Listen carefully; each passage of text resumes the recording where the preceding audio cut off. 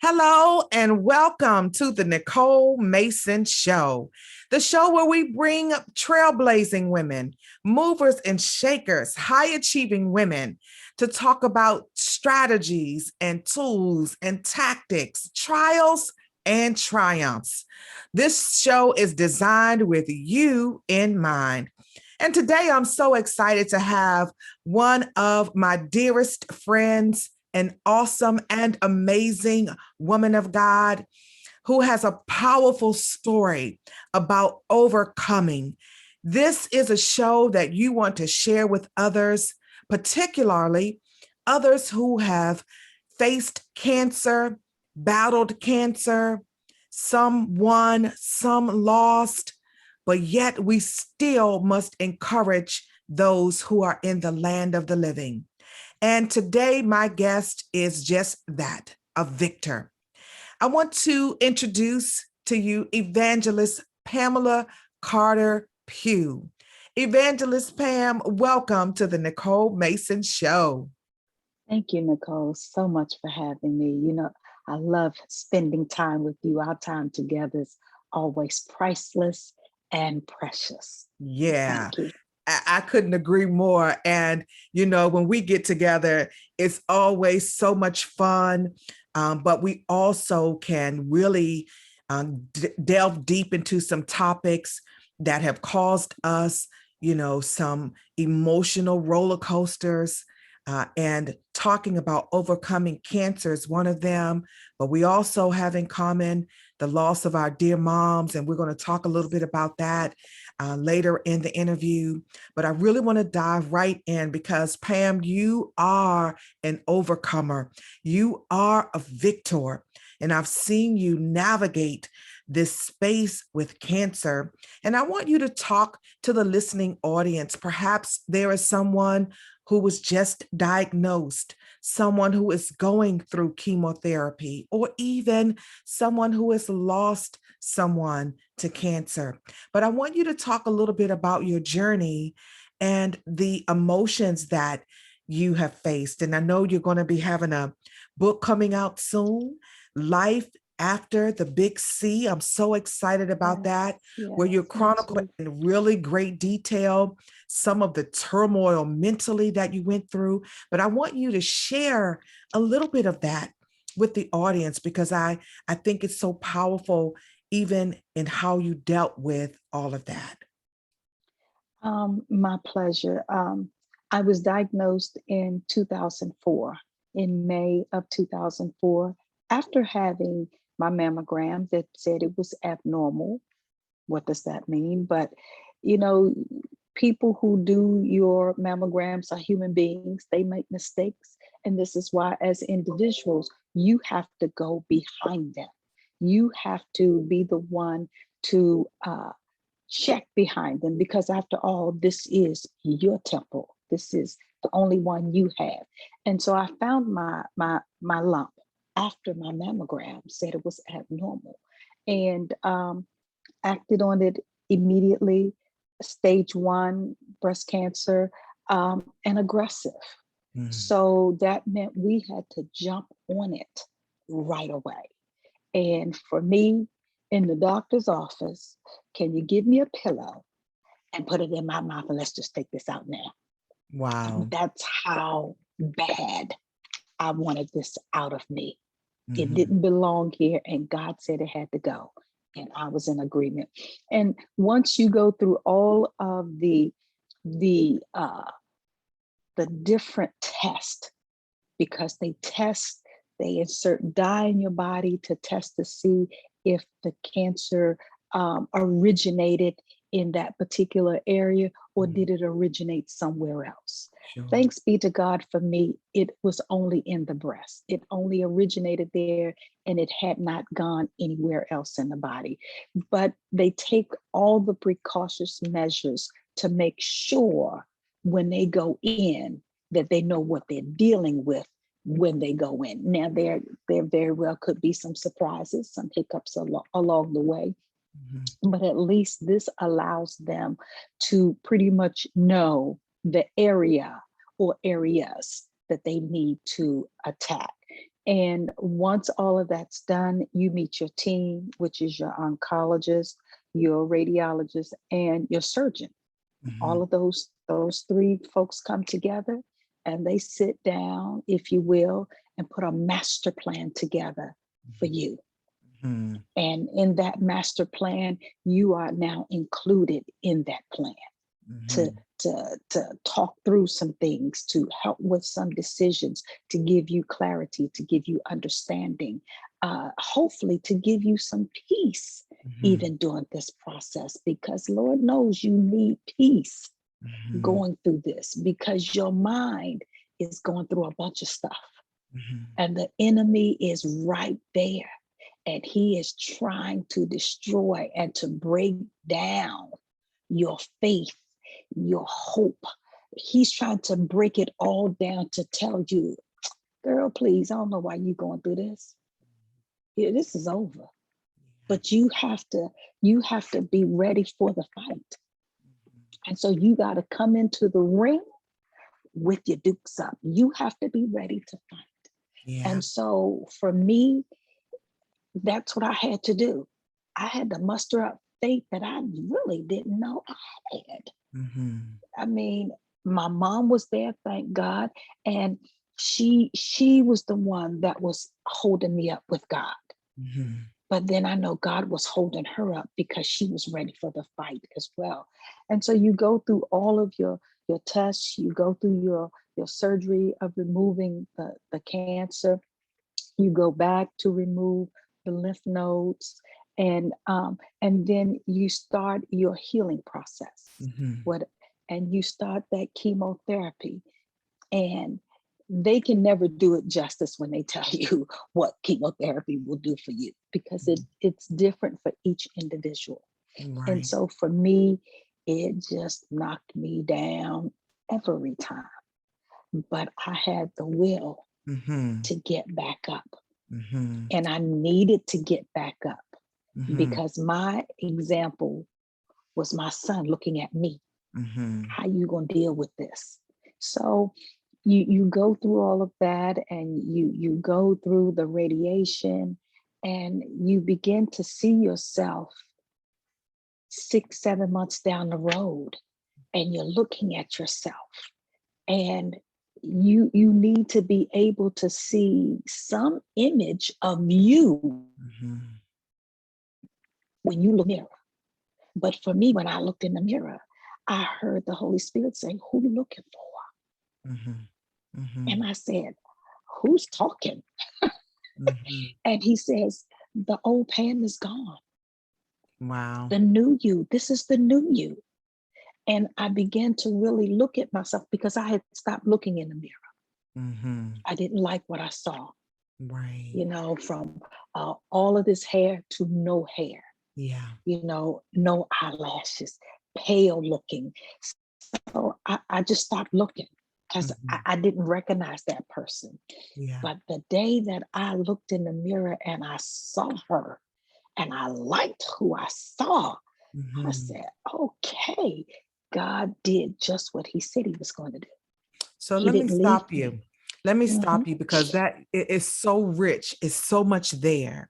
So the first thing, Pam, I want to go back to is, advocating for yourself, because that's what I heard.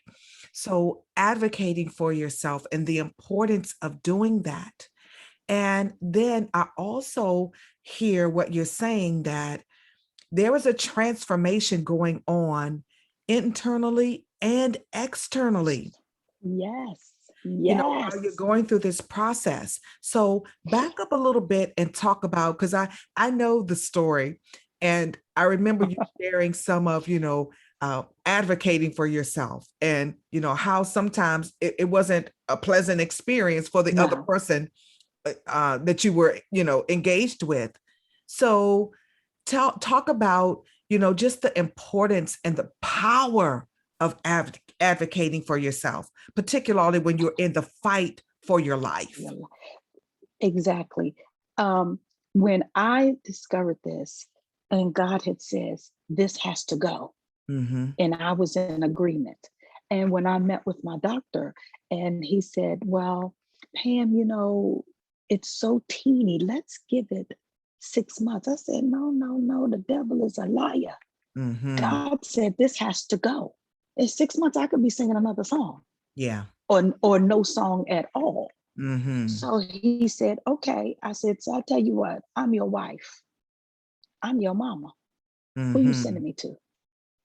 So he said, okay. He said, okay. He gave me the name and the number of a surgeon.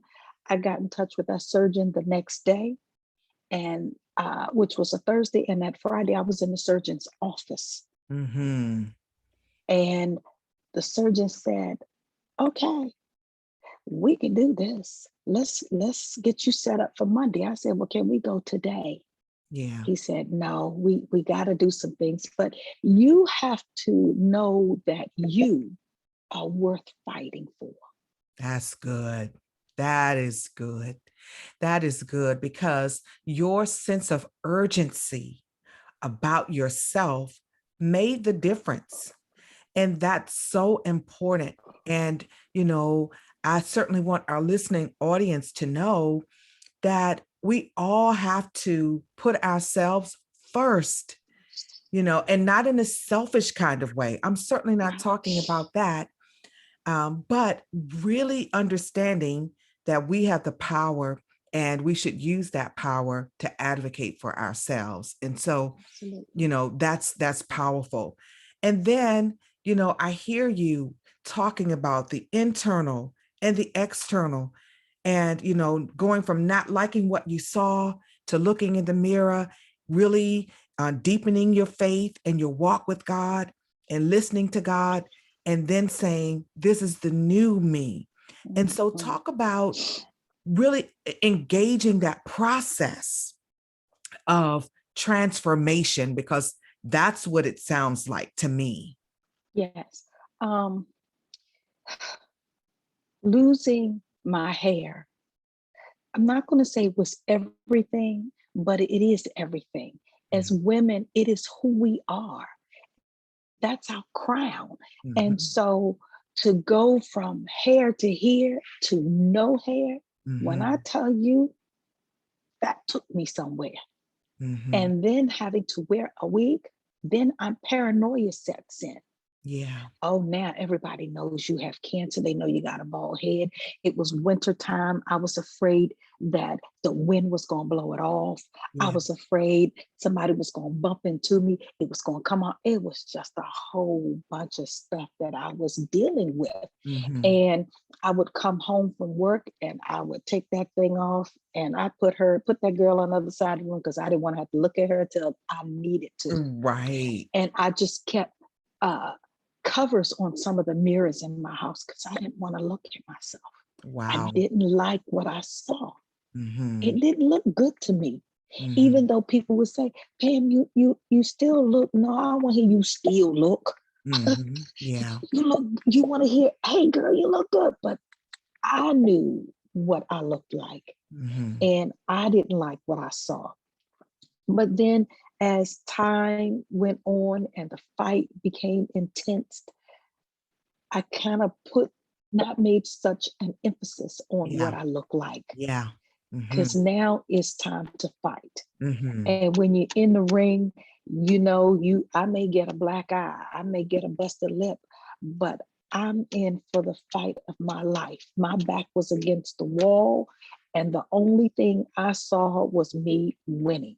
Yeah. And I had to do what I had to do. And so I did all of that. But then as things began to settle down Mm-hmm. and my hair began to grow back, and it was little peach fuzz, and it looked like a newborn baby. Mm-hmm. When a newborn baby comes into this world and a little peach fuzz that just kind of sits up on top of the head, Mm-hmm. I said, okay, I'm coming back. My Wow. color was beginning to come back. Mm-hmm. My spunk was beginning to come back. Because when you're in the fight, I don't want to say solemn, but it's a solemnness about you. It's a seriousness about you Mm-hmm. that you have to stay there. So you have that those blinders on, and you're not looking all around you, because right You have now tunnel vision. yes, all I see now is the cancer, and I gotta fight. And so once I saw a difference in me, then I could begin to move those blinders, the tunnel vision, and begin to look around me and to begin to see God moving in my life, to the point where he says, I told you I was going to take care of you. Yeah. But we never know what that means with God when he says, I'm going to take care of you. Yeah, but the thing that I love about the story is the fact that you saw it before it happened. So you saw the victory, and that's so important. And that really is what faith is about, you know, seeing things before they come to fruition. And, you know, I want to ask you right here, you know, so I know that was important to you, being able to see it before you saw it and experienced it. But talk about the importance of support. And I know you talked about your mom. And so talk about how important having support, positive support around you. Yes. That woman was something to reckon with. I miss her every day, but she provided words of comfort to me every day. And she said, Pam, these are the scriptures that I read to encourage me on just a regular day. She said, so I'm going to give you these, and I'm going to give you the rest of some additional scriptures that's going to help you out. But I thought about my mom in her quiet time with God. And I thought about and even felt sorry just a little bit for the enemy, because I know she gave him a run for his money. Now, you know how powerful that is. Anytime you in a fight with an enemy and you feel sorry for that enemy just a little bit because you've come against the wrong mama's child. Exactly. Exactly.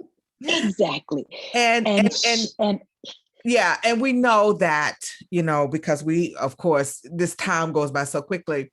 But you know, this story of yours, you have this book coming out soon. You've shared the story in Faith for Fiery Trials. So share your website with the listening audience, and they can get a little bit of the story in your first book. But this solo project is going to go deeper and really, really give some strategies and tools for people going through cancer and chemotherapy. So give them your website. Oh, Lord, I knew you were going to ask me that. Okay, let me pull it up. Let me go forward. And but so as we're waiting for that, I want to say to you, thank you for this opportunity. Sure. Not just here, but to be able to tell the story, to tell it like only Pam can tell it. I can't tell someone else's story because that's not my story, but I can tell you what I went through, what it did to me, what it did for me, and how it made me a better person in the long run, how it strengthened me to also know that I always felt that I had a little fight in me, but that was the hood. The hood came up and it says, oh, it's time to cut. It's time to just get rid of this, because God said you shall live and not die. Yeah. So it was a good experience. I just wish that I could have done it another way. Yeah. But this, I think, was the best for me to get me where I needed to be, to get me on the right track. So I want to say to you, thank you for everything. Thank you for this opportunity. Sure. Because it's been a blessing. It's okay. Okay, wait a minute. Oh Lord. So Pam, while Trying you're to doing that, I navigate. want to talk about your mom. Yes. Our time is winding up, but I know your mom was a big influence on you. I also want to share with people about your amazing courting and then subsequent marriage and how all of that played itself out. And you are here today victorious through it all. Um, my mom, who God, so much about her that I now see in me Mm-hmm. that I didn't see before, that I see now. Sure. So appreciative of her and her strength and all that she did for me during that process. Mhm. And even when she got sick and she knew Darius, my husband, because we grew up together. So my Mhm. husband and I have known each other since we were 5, but we never dated. We weren't interested in each other. And it was much later on in life that we began to run into each other at funerals from some of our friends' parents who were beginning to die off. Oh, wow. And but she told Darius and I, she says, if you put each other first, then no one will ever feel like the other is always first. So if you put her first and she put you first, then you're always first. Right. And she just gave me the courage to be able to stand. She knew that I was in good hands with Darius, Mhm. and Darius and I, as it was our second date, and I really don't wouldn't call it a date, but we just kind of hung out. We both were retired. We hung out, and we were just having general conversation. And I Mhm. said to him that I had 3 requirements Mhm. in dating me. And I said, the first one is I'm not going to be anyone's permanent girlfriend. Mhm. The second one is there will be no sex. Mhm. And the third one is if we are still seeing each other at the end of the year, I have one question. And that one question is, where are we going now? Mhm. And he says, okay, glad to hear that. Can we sit down and have lunch? And so, so we sat down, we had lunch. But as things began to move, I really saw God moving him Mhm. and moving me because we still looked at each other's childhood friends. Mhm. And then God began to move us in a different way, closer together. Mhm. And we got married, and it was whirlwind. We started talking in January. We became a couple in April. We got engaged in June, and we got married in October, all in 2016. 1 year, Mhm. not even a year, 10 months from And start to finish. tell the listening audience how old you were. I think that's so powerful and important for them to know. 60 years of it. And this was the first marriage for the both of us. Mhm. Neither one of us had ever been married before. He Mhm. had a daughter, I had a son, and it just came together like glue, just like God planned it. It was, yeah, you had some work, but not hard work when you don't know and when you don't bring God into the mix. Mhm. So Mhm. it's good, and it's continues to be good. Coming up on 5 years, he makes me laugh, Yeah. and in marriage you got to have that. Yeah.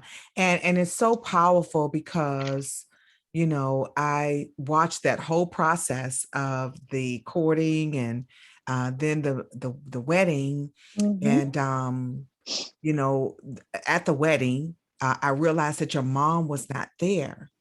And the marriage started off with a trying time.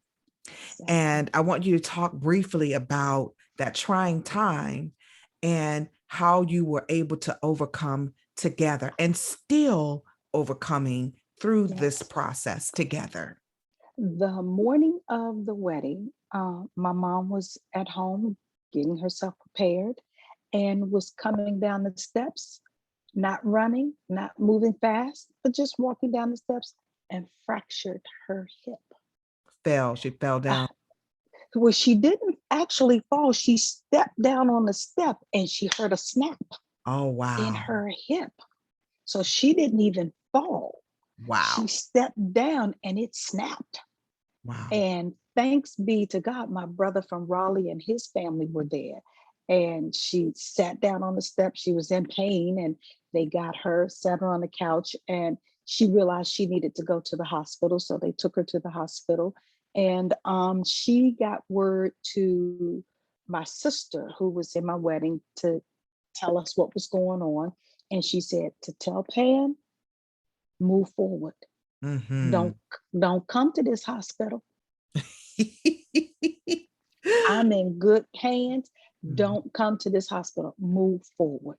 And Mm-hmm. I thought, how so like her?